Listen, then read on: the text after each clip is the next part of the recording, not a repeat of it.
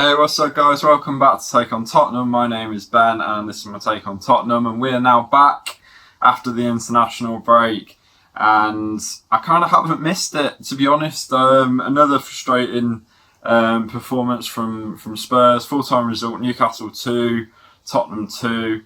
And in both matches, frustrating draws. I think the first match we played against Newcastle, undoubtedly, deserved to win that game. It was not only through a combination of Spurs just not taking their chances, but also that bit at the start of the season where bad handball decisions and VAR was all up in the air. Spurs deserved to win that one. Didn't deserve anything today. I don't think. I thought they were. I thought we were poor mostly today. There was some good areas, but still frustrating. And it's the same old story, isn't it? Not only just this season, but past seasons, different managers, whatever. It doesn't really matter. We've had the opportunity to go into fourth today. We had the opportunity. Chelsea lost yesterday, a bit of a surprise loss against West Brom. Leicester lost. Liverpool won, but they're now level on points with us, I believe, now after the draw. Big opportunity for Spurs today, and once again they've blown it, and it's just been the story of the season. Have the opportunity and just not take advantage of it. There's been so many times this season where we've been in a position where other teams have dropped points and they've completely wasted that opportunity. And it is just frustrating. It's frustrating to not see any change. It's frustrating not to see a change in mentality. It's frustrating to not see just a change in how we manage the game as well. Spurs had turned the game around. They were 1-0 down, turned it to 2-1. And just sit back, wait, and then wait for the inevitable goal.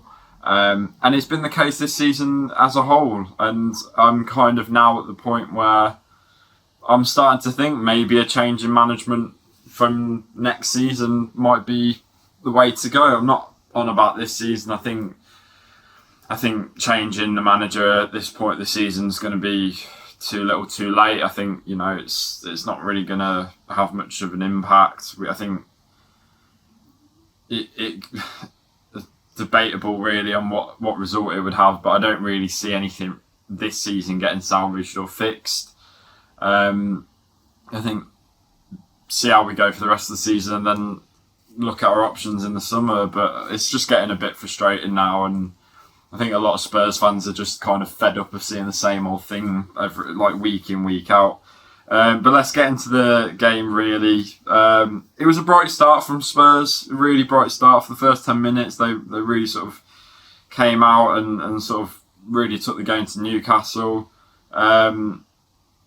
Then it was a brilliant double save from Lloris. That was a really, really good moment for him. And then we concede as standard. Terrible defending from Sanchez and Tanganga today. Not surprised on the Sanchez part. I really like Tanganga. I think he can be a future regular starter for us, but I think today he didn't have a great game. Luckily, Spurs replied instantly. 90 seconds it took for them to get a goal back, and it was kind of funny, I thought, because Newcastle defending for that second goal, for their first goal, the equaliser that we scored, just as bad as our defending for their first goal. So it was kind of like mirrored images there. And then the second goal, 2-1 up, end on melee with a lovely assist and a fantastic finish from Kane. Really, really instinctive striker's finish. Really good goal. But there was still an air of uncertainty in the defence, and again, not a new thing to say this season. Came out for the second half. Defensive issues shown again. I thought Joe Rodon really was okay today. Not his best game, but he looked more comfortable today. So I'm hoping maybe he'll sort of slot into a regular position for the rest of the season and see how we go. I don't think Dyer's getting back in anytime soon, and Alderweireld wasn't even in the matchday squad today. Second half went on, scrappy, really inviting pressure again. And there was 2 moments in this game. We brought Lamela on for Lucas, and there was 2 moments, especially towards the end of the game, where Kane hit the post. But there was 2 moments where we hit Newcastle on the counter-attack. Lamela he's got the boys taken with him. And look, Lamela's been fantastic the last about 5, 6, 7 weeks, been brilliant. But one of Lamela's biggest issues is he holds on to the ball too long. And for the last 6 or 7 weeks, he hadn't really been guilty of that. But it reared its head today, and we had 2 big counter-attacks, and I think the first counter-attack, it resulted in a free kick, and I'll get onto the free kicks in a sec, because I've got a mini rant about that. He just held on to the ball, got a free kick. And the second one, I know Kane hit the post, but I was watching Sonny absolutely run his heart out on the other side, and Lamela was just holding on, and just in the end, it just ended up being nothing again. But it's just a frustrating thing with Lamela. Like I said, he's been fantastic recently, but that is probably one of his biggest problems, is holding on to the ball too long. Kane, free kicks. Look, Harry Kane, can't question him this season at all. Like, his scoring and his assists, what more can you say? Free kicks, though, absolutely awful. Why is, I think I said this in my last video, why is Harry Kane taking free kicks? Every single free kick goes either over or in the wall. Most of the time they're in the wall. 2 today in the wall. And like I said, I think I actually said this in my last video, the last time he scored a free kick was against Aston Villa in his first proper breakthrough season. And it took a deflection and went in the opposite corner of what he was shooting. It was good because it was a winner, but I was just sort of looking at it and going, why is he on free kicks? Unless no one else in that squad is confident of taking free kicks at all. But I just don't understand why Kane's on free kicks. They never go in. I think the closest he came was a couple of weeks ago when he hit the bar or the post or something, but 9 times out of 10 they're never going in. They're not even getting near the goal. I just don't know why he's...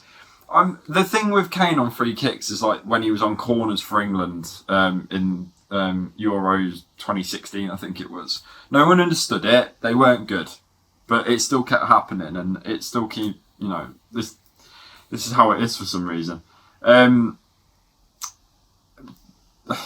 Tanganga and Sanchez, I said they struggled today. They had a really bad day.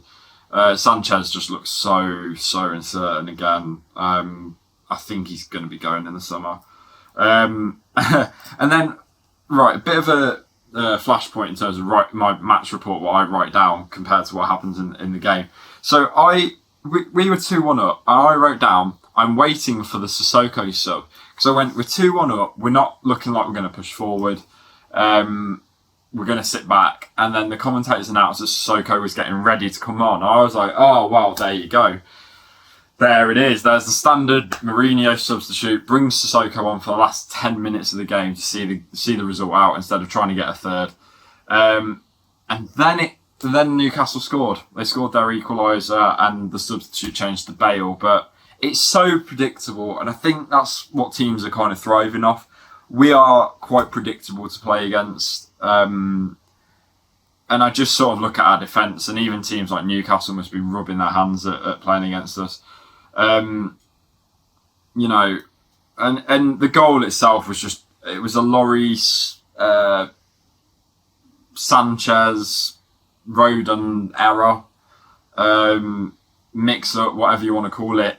It just summed it all up. This whole season of defensive mistakes, rearing ahead, like every single game, mistakes just seem to come out, and they can't iron them out at all. Always making mistakes, and I would love to see how many defensive mistakes or how many points the defensive mistakes have actually cost us this season. It's been absolutely terrible, and they need a massive overhaul in the summer. Really does.